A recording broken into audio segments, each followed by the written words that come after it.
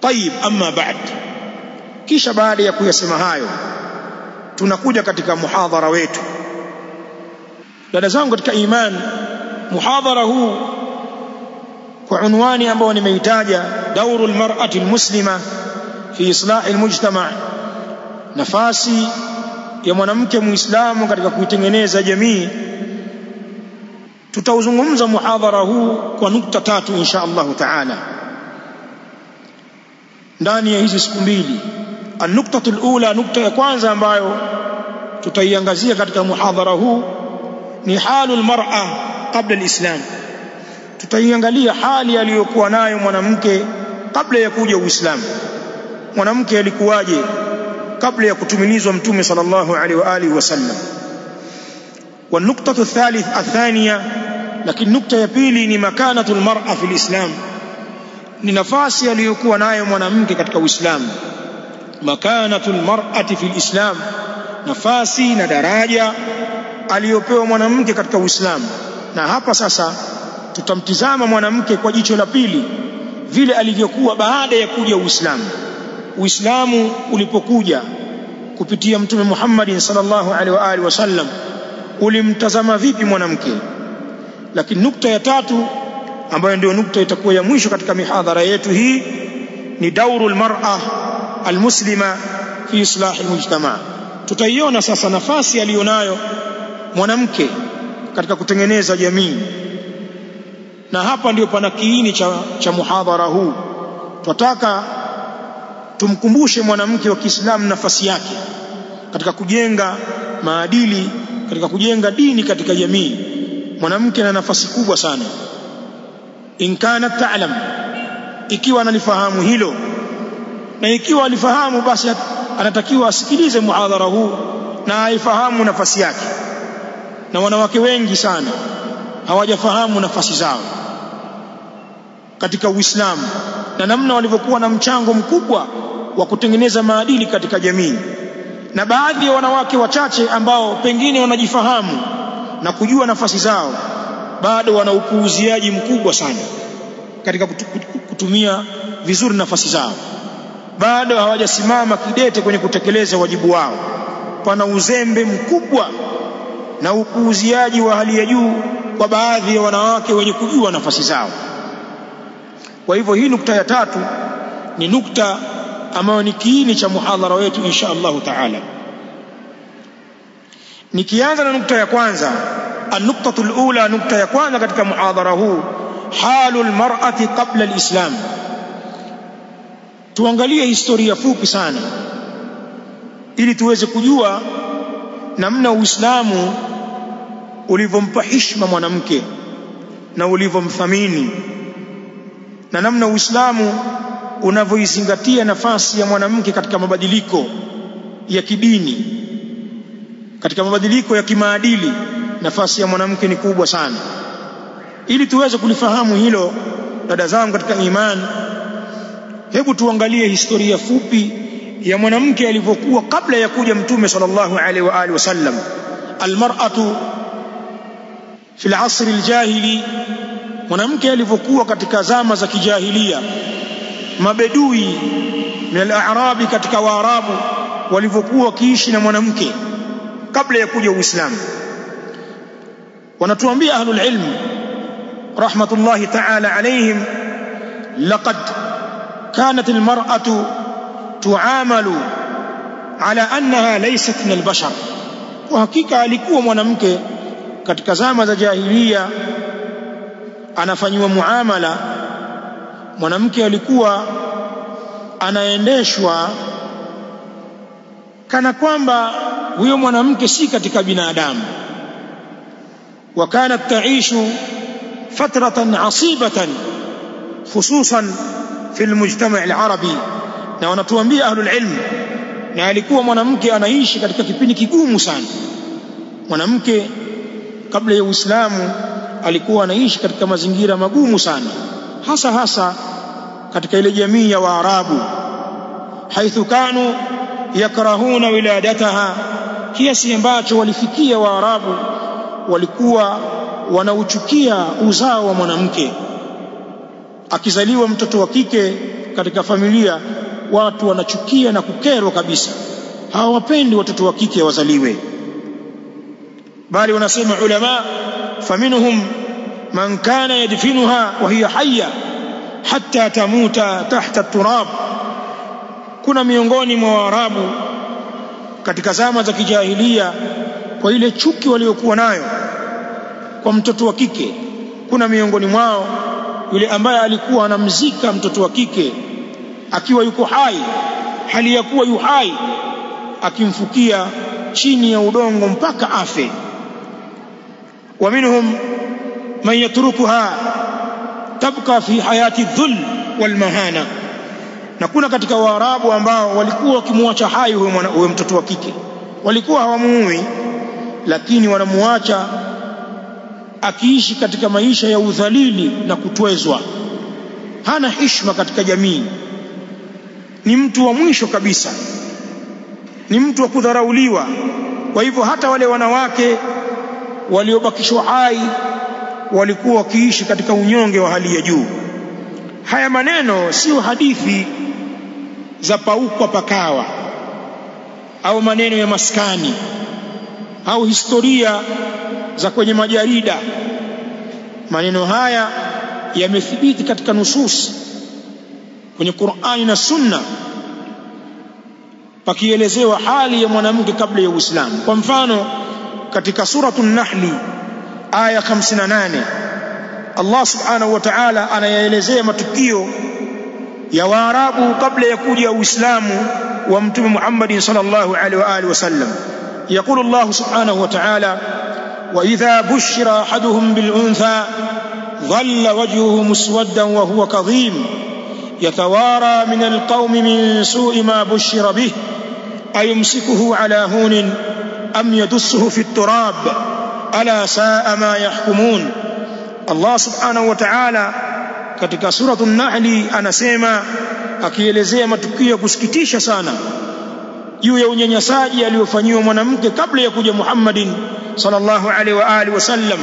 Wa idha bushira ahaduhum bil untha, na pindi akibashiriwa mmoja wao katika hao mabedui, katika hao Waarabu, juu ya kumpata mtoto wa kike, ikimjia bishara kwamba mkewe amejifungua mtoto wa kike, dhalla wajhuhu muswaddan wa huwa kadhim, atabakia kutwa hali ya kuwa uso wake umepiga weusi na yeye ni mwenye hasira nyingi.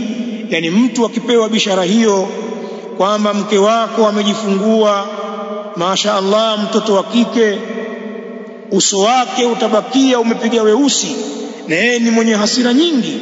Kwa nini? Mke wake amezaa mtoto wa kike. Ni jambo la kumkasirisha mtu katika jamii ile. Bali Allah anasema, yatawara min alqaumi min su'i ma bushira bih, anajificha kutokana na watu kwa ubaya wa hilo ambalo amebashiriwa nalo. Yani huyo baba wa mtoto anaona aibu kukutana na watu, anaona aibu kukaa na watu. Kwa nini? Kwa sababu mke wake kajifungua mtoto wa kike. Yani ilikuwa ni taarifa mbaya ya nuksi, kiasi ambacho mtu anawakwepa watu wasimuone, anakwepa maskani za watu asikae, kwa sababu mke wake amejifungua mtoto wa kike. Eti ilikuwa ni jambo la aibu hilo, mtu akiona unyonge kwa kupata mtoto wa kike. Hii ni Qur'an, kwamba mtu anajificha, anawakwepa watu asikutane nao kwa ubaya wa ile bishara aliyopewa. Katika hali hiyo alikuwa mtu anatafakari, ayumsikuhu ala hunin, je, ambakisha huyo mtoto wa kike akiwa hai juu ya uzalili? Kwa maana hivi ni baki naye huyu mtoto, basi hivyo hivyo potelea mbali, niishi kiunyonge niwe naye. Anajishauri, ayumsikuhu ala hunin, je, ambakishe mtoto huyo juu ya unyonge, am yadussuhu fi turab, au amfukie katika mchanga.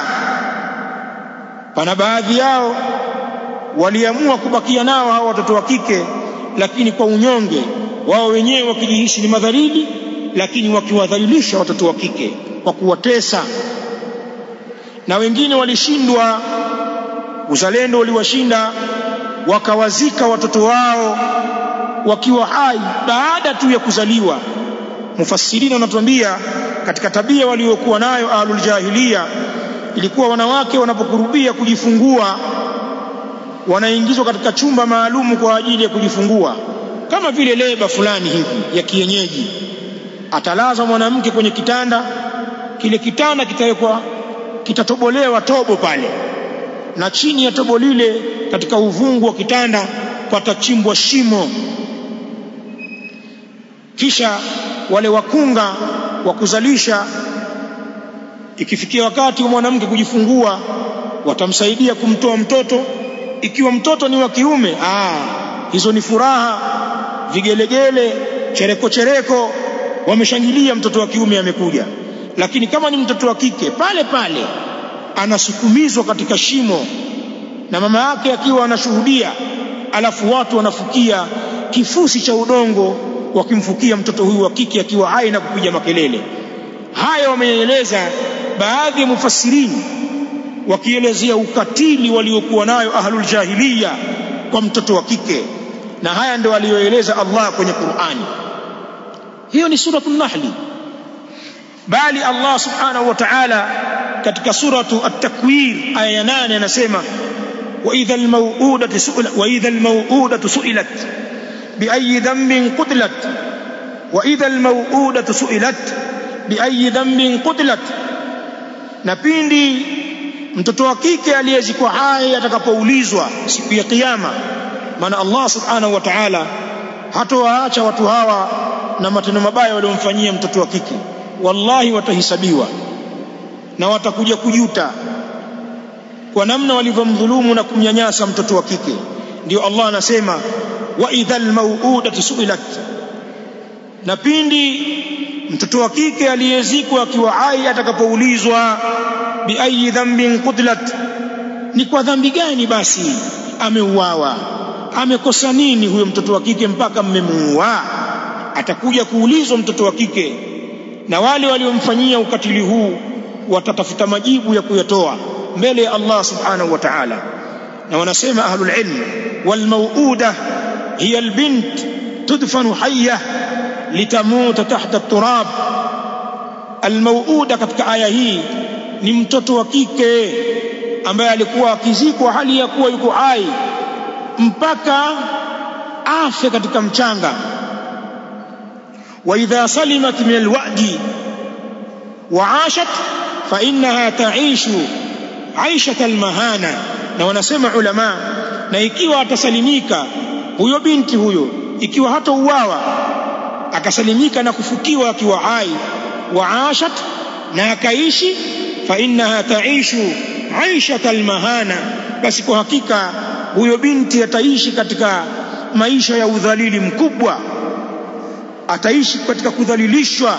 Wanasema ulama, falaysa laha haqqun fi mirathi qaribiha mahma kathurat amwaluhu, binti huyo atakuwa hana haki yoyote katika kumrithi ndugu yake wa karibu aliyekufa, hata kama huyo ndugu wa karibu ameacha mali nyingi kiasi gani, labda kafelewa na baba yake au kafelewa na mama yake au kafelewa na mume wake, hatopata chochote katika mirathi. Hapewi hata sumni, hata kijishamba cha robo hatua hatopata. Hana haki kabisa katika mirathi. Kwa nini? Kwa sababu ni mtoto wa kike. Anaambiwa huna chako hapa, huna chako, mali yako utaipata huko kwa mume wake, na mume wake pia anamwambia na wewe huna chako, hivi ni vya watoto. Basi mwanamke alikuwa hivyo, na ziko baadhi ya mila mpaka hii leo, na yako baadhi ya makabila mpaka leo, na kuna watu mpaka leo wengine ni wasomi, wanasifika na vyeti mbalimbali, certificate kubwa kubwa, wametembea nchi nyingi, lakini bado ni wapumbavu kwenye kumdhalilisha na kumtweza mtoto wa kike. Mtoto wa kike hana kitu nyumbani kwao, midume mikubwa, mibaunsa iliyojazana yenye mabodi makubwa ndio inahodhi mali, alafu yule mtoto wa kike mnyonge asiye na nguvu ambaye hawezi kujiendesha mpaka asimamiwe, ananyimwa kila kitu. Tunayajua baadhi ya makabila, hata hapa Moshi yako makabila yana ukatili katika mtoto wa kike. Sasa hivi kidogo wananyooshwa, si kama ni jambo zuri sana, lakini kwa ulimwengu umebadilika. Sasa kuna baadhi ya watu ule ukatili unapungua, si kwa sababu wanampenda mtoto wa kike. Mifumo ya kiserikali inawanyoosha watu, wanaburuzwa mahakamani kweli kweli na watoto wa kike. Na kuna madawati hayo yamefunguliwa, yanaitwa madawati ya kijinsia. Pana mawakili hapo wa kujitolea. Subutu kumdhalilisha mtoto wa kike katika zama hizi, utakoma. Kwa hivyo watu wanatolewa kamasi katika mahakama, wengine wakinyang'anywa mali zote. Sasa kidogo watu wamekuwa na uoga. Utaona watu wanawaheshimu dada zao, watu wanawaheshimu wake zao. Lakini katika baadhi ya makabila yetu hapa Kilimanjaro yalikuwa yanafanya ukatili mkubwa sana kwa mtoto wa kike. Hana kiamba, hupati. Lakini Uislamu, kama tutakuja kuona huko mbele, haukumfanya hivyo mwanamke. Mwanamke katika Uislamu ametambulika, ana fungu lake. Mwanamke katika Uislamu ni queen, ni malkia muheshimiwa kabisa. Tutakuja kuyaona hayo. Sasa huyu mtoto wa kike huyu katika zama za kijahilia alikuwa akisalimika na kuzikwa hai, basi ataishi maisha fulani ya udhalili sana. Nikasema itafikia mahala hapati haki yoyote katika kumrithi ndugu yake wa karibu, hata kama mali ni nyingi. Watu watagawana mali hizo, kama ni fedha zilizokuwa benki watagawana zote, watagawana mashamba, watagawana mifugo. Mtoto wa kike au watoto wa kike hawapewi chochote, bali na maneno ya kuwasimanga juu wataambiwa. Kwa hiyo hatapewa chochote. Wa mahma anat min alfaqri walhaja, na hata kama atakuwa ana ufakiri na atakuwa ana haja, vyovyote vile atakavyokuwa, awe na ufakiri, awe na mahitajio katika kusaidiwa, hawawezi kumsaidia. Bal innaha kanat turathu an zawjiha kama yurathu maluhu. Allahu almusta'an. Bali alikuwa mwanamke katika jahiliya anarithiwa kutoka kwa mume wake kama inavyorithiwa mali ya mume. Ikiwa mwanamke mume wake ametangulia kufariki, akamuacha yeye na akaacha mali, basi wale ndugu wa mume wakikusanyika katika msiba, baada ya kuzika, watasigawa mali za marehemu. Na yule mwanamke yule, kile kizuka, mwanamke mjane, naye pia atahesabiwa kama vile zinavyohesabiwa sufuria, kama vile yanavyohesabiwa mashamba. Atapigiwa hesabu na yeye pia atarithiwa. Tatafutwa dume huko, jishemeji, hata kama ulipendi, kwamba bwana wewe, haya chukua huyu tumekupa wewe bwana. Tatafuta mtu huko katika ukoo, bwana wewe chukua huyu, hebu endeleza hapa. Atarithiwa mwanamke kwa nguvu, kwa mtu ambaye wala hampendi. Haya yamewatokea wanawake. Bali ahlul jahiliya walifika mbali sana, watu wengi hawajui. Wakana aljam'u alkathiru taishu tahta zawjin wahid, haithu kanu la yataqayyadun bi'adadin mahdudin min alzawjat. Bali lilikuwa kundi la wanawake linaweza likaishi chini ya mume mmoja. Sikwambii wake wawili, sijui wake watatu, wake wanne kama ilivyo sasa katika Uislamu.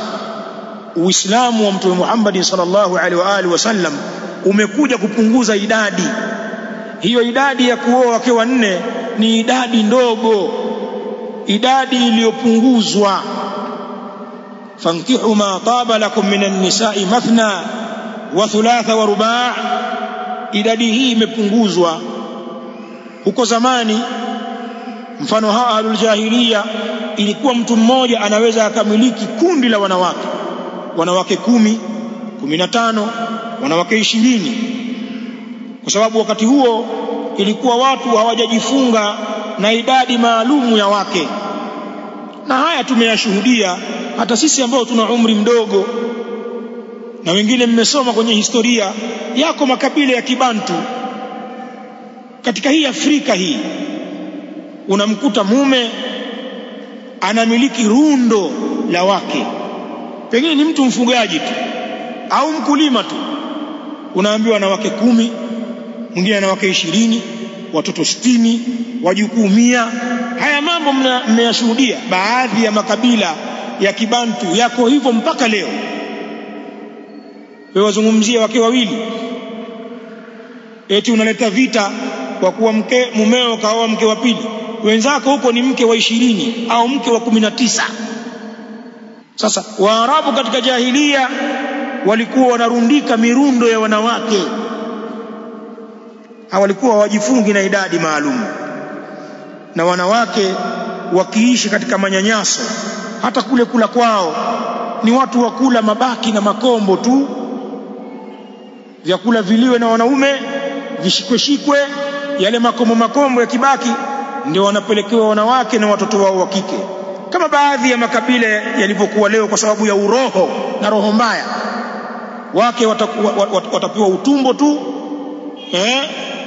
na nyama za ndani ndio za wanawake, midume ndio inakula minofu. Tunayo baadhi ya makabila ya maporini huko yasiyojitambua katika dini, bado wana mila hizi za kumkandamiza mwanamke. Mambo haya yalikuwepo.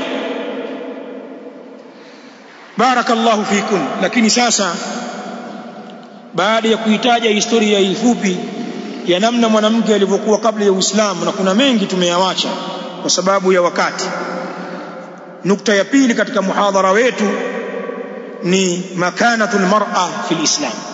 Sasa nafasi aliyokuja kupewa mwanamke katika Uislamu, na hapa nitaomba unisikilize kwa umakini sana. Mwanamke katika Uislamu, baada ya kutumilizwa mtume wetu Muhammadin sallallahu alaihi wa alihi wasallam, nabiyur rahma, mtume wa rahma, kama anavyoelezwa na Allah subhanahu wa ta'ala kwenye Qur'an, laqad ja'akum rasulun min anfusikum azizun alayhi ma anittum harisun alaykum bilmu'minina raufur rahim. Kwa hakika amekujulieni mtume atokanaye na nafsi zenu, ni mwanadamu mwenzenu. Mtume anapata uzito kwa yale majanga ambayo yanawapata watu katika umma wake, harisun alaykum. Lakini mtume huyu sallallahu alaihi wa alihi wasallam anapupa kubwa sana juu yenu nyinyi Waislamu, anapupa ya kuwaongoza katika njia ya haki. Bilmu'minina raufur rahim. Mtume huyu alayhi salatu wassalam kwa waumini ni mpole, mwenye huruma nyingi.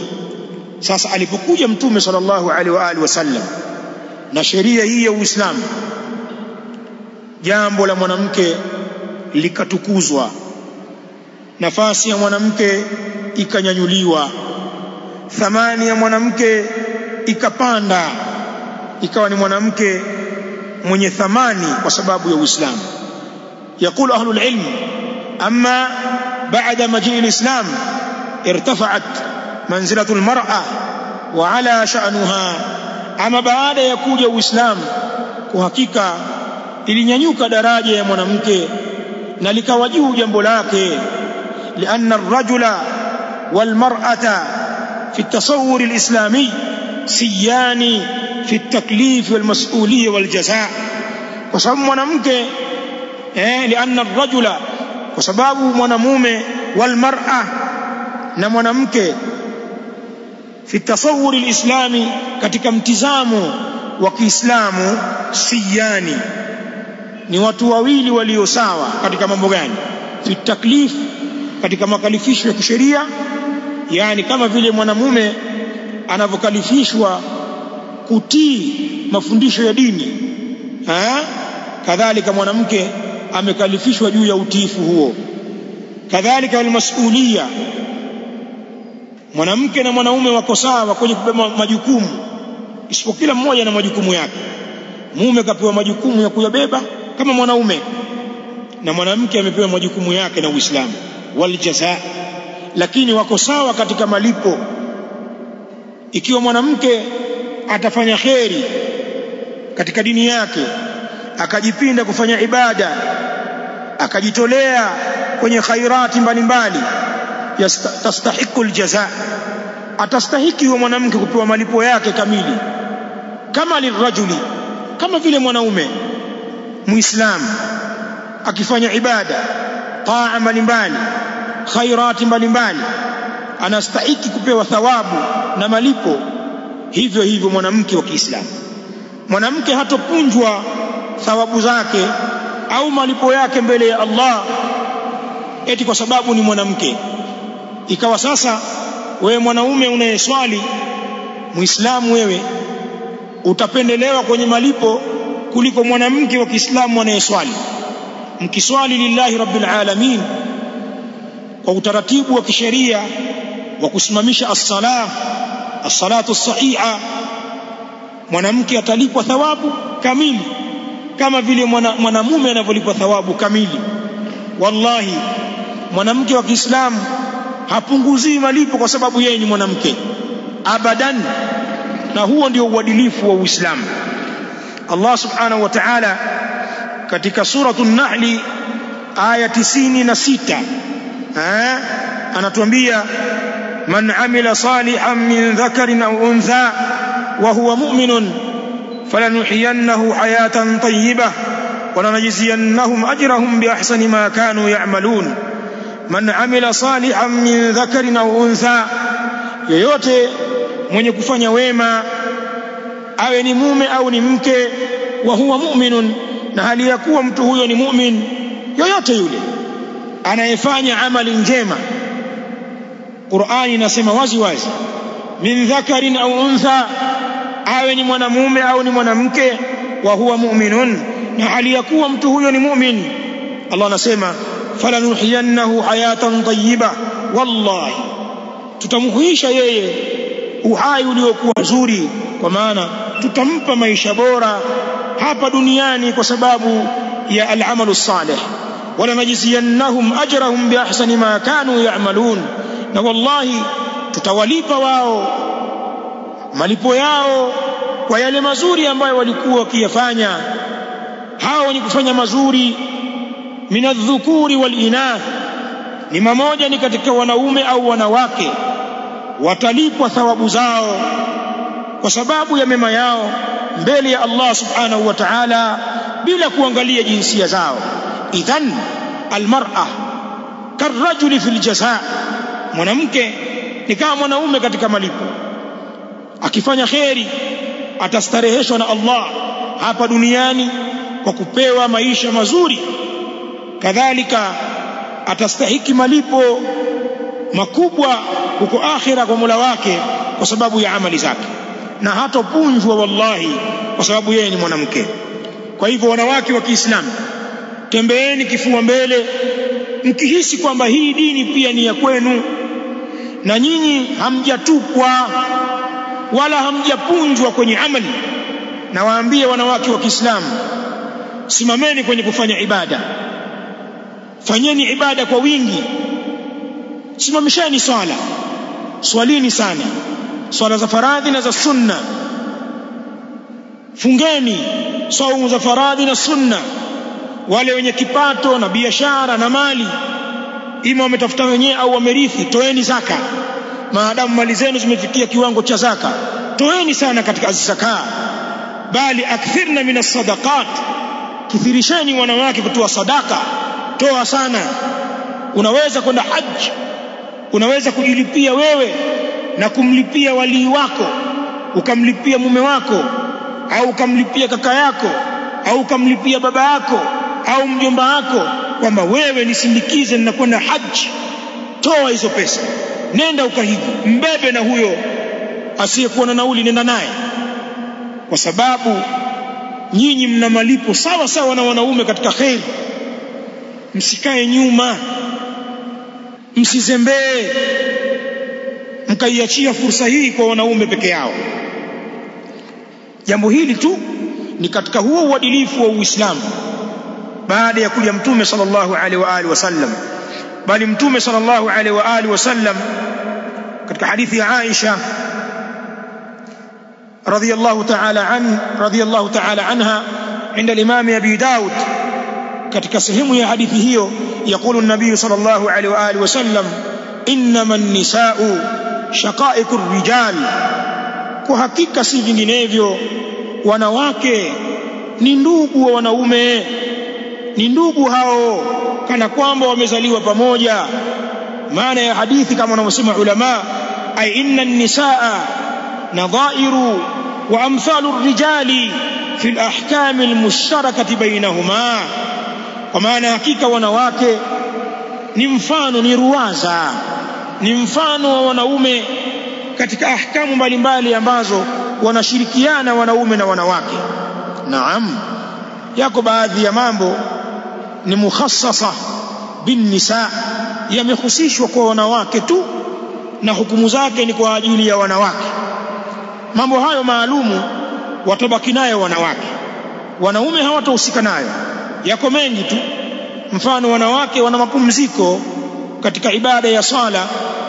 Naam, tena mapumziko yasiyokuwa na kulipa wanapokuwa katika ada zao.